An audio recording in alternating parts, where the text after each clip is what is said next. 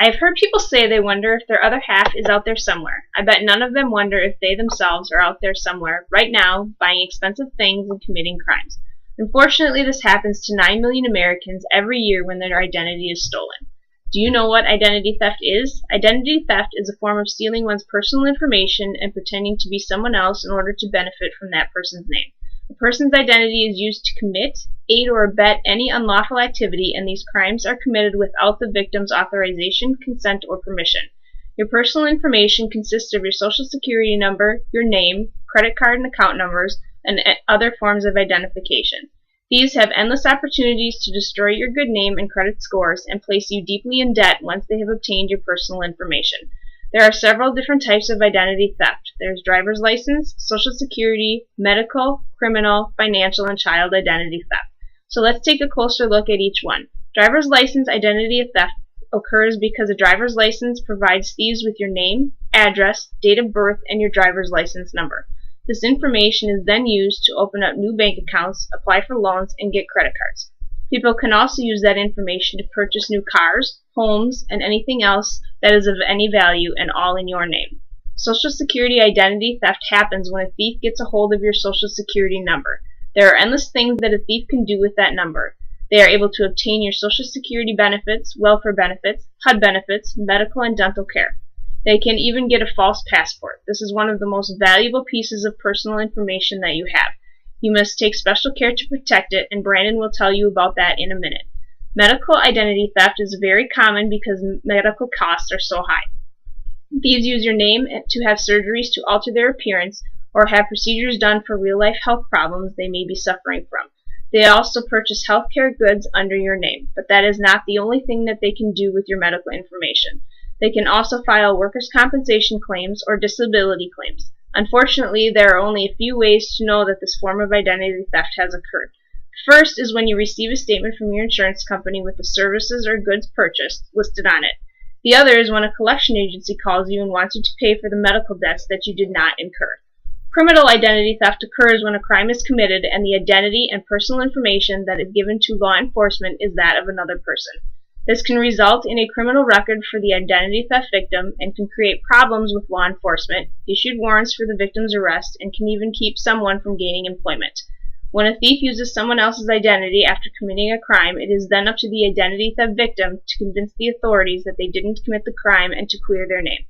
Financial identity theft is when a criminal uses your identification to empty your bank accounts, remove valuables from a bank vault, steal offshore bank accounts, and buy and sell expensive properties such as homes, land, and cars. Thieves are able to open checking accounts, obtain lines of credit, and get credit cards in your name. Thieves can even declare bankruptcy under your name and write out checks with insufficient funds from your accounts. There are a few ways that you can detect this form of identity theft. There may be charges on a credit card statement for services or items that you did not purchase. You may even receive a statement for a credit card that you do not even possess. You can be turned down for lines of credit because of a bad credit score or a default in a payment that you never even knew you had. The last form is child identity theft and is by far the most common of the forms mentioned. This happens when a minor's identity is stolen and used to commit fraud. Thieves are able to do anything that I previously mentioned, and all under the identity of a minor. This is also the hardest form of identity theft to detect because parents are highly unlikely to check their children's credit report.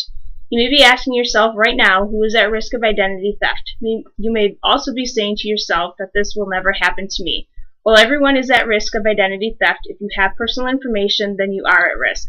However, there are a few of us that are at higher risk than others. I will now turn it over to Brandon to inform you of those frightening statistics, the ways to help prevent identity theft, and who of us falls into that high-risk category. Thank you, Tracy. Everyone is at risk of identity theft, no matter your age, race, sex, or financial status. Some people that are at a higher risk are those who use social networking sites, debit or credit cards, and smartphones. Even babies and children are at a higher risk, as well as being rich and famous. No matter which category you may fit in, there can be a large cost to identity theft victims, and the statistics can be frightening. The amount of money that U.S. households have lost due to identity theft is $13.3 billion. The cost of the average identity theft case is $4,607, and the average out-of-pocket cost per incident is $631. The average amount of time that victims spend trying to repair identity theft is 33 hours. Also, the annual number of hours lost by all identity theft victims is 383 million hours, which is equal to 559 lifetimes based on the average U.S. life expectancy. 9 million Americans fall victim to identity theft each year. Of those 9 million victims, 57% of them have had new accounts opened in their name, 62% had warrants out for their arrest, 63% were never able to get their credit reports cleared, 22% still have their social security number tied to someone else's, and 19% had their fraud alerts ignored. Depending on your age, the chance of identity theft happening to you changes.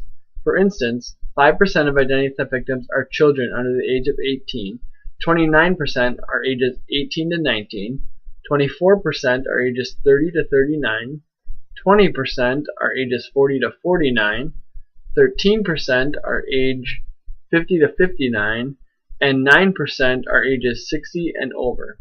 Now that I have told you about some of the statistics about identity theft, here are some ways to help prevent it from happening to you, whether it is offline, online, with your social security number, or with your personal devices.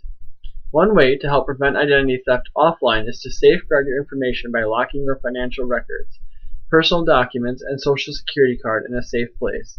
Only take the personal information you will need when leaving home, such as one emergency credit card instead of multiples. Also, if you are asked for your personal information, ask them if it is necessary they have it, and how they intend to keep your information safe. Make sure that you shred any documents that have account numbers or personal information on them. You should also destroy any labels on prescription medicine bottles before throwing them away, and never give out your medical or health plan information. Be sure to pick up your mail as soon as possible and take any outgoing mail that contains personal information directly to the post office or postal service drop box. Lastly, monitor your financial accounts and billing statements for any suspicious activity. There are several ways to help prevent identity theft online as well. One such way is to never give out your personal information over the internet unless you are the one that initiated the contact. If someone emails you asking for your personal information, you should immediately close the email and contact the person or business to verify the situation. When disposing of a computer or other electronic devices, you should clear the computer of any personal information. Use a wipe utility program to delete the entire hard drive of your computer. When making online transactions, always encrypt your information by using encryption software. Also, you should use strong passwords by making sure that you mix numbers with upper and lowercase letters. Lastly, when using social networking sites, limit the number of people that you let access your webpage and never place personal information on these sites. There are several ways to protect your social security number that will help prevent identity theft as well. Never give out your or your child's social security number, even if you are asked for it. When you are asked for it, see if they can accept a different form of identification. If you absolutely need to give someone else your social security number, you should ask the following questions: why they need it, how it will be used, how they will protect it, and what happens if you don't give it to them. Lastly, there are several ways to help prevent identity theft when using personal devices. Always install antivirus and anti-spyware software on your personal devices, along with a firewall, and set them up so you need to update them often. Never open any email which is sent to you by someone that you do not know or trust. Be very careful when using public Wi-Fi, because anyone can hack into your connection and see what you are viewing online. Make sure not to store any financial information on your laptop. Never allow your computer to automatically save or remember your username and passwords. Lastly, read all privacy policies that are included on your electronic devices. The privacy policies provide information about how the devices can store and safeguard your personal information. Along with safeguarding your personal information, everyone needs to check their credit scores on a regular basis to help prevent their identity from being stolen. You're allowed to check your credit score annually for free, so there is no reason for you not to check your credit score. If there is a drastic change in or you have a lower credit score than normal, there could be a good chance that you are a victim of identity theft. Equifax, Experian, and TransUnion are the three major credit bureaus to contact to find out what your credit score is. Contact can be made via phone or through their websites. If you suspect fraudulent activity, call your local authorities immediately to file a police report and contact your financial institutions to close any suspicious accounts. Please do not be one of the 9 million Americans whose lives have been turned upside down by identity theft. There are things you can do to protect yourself, your family, your name, and your information, so please do them.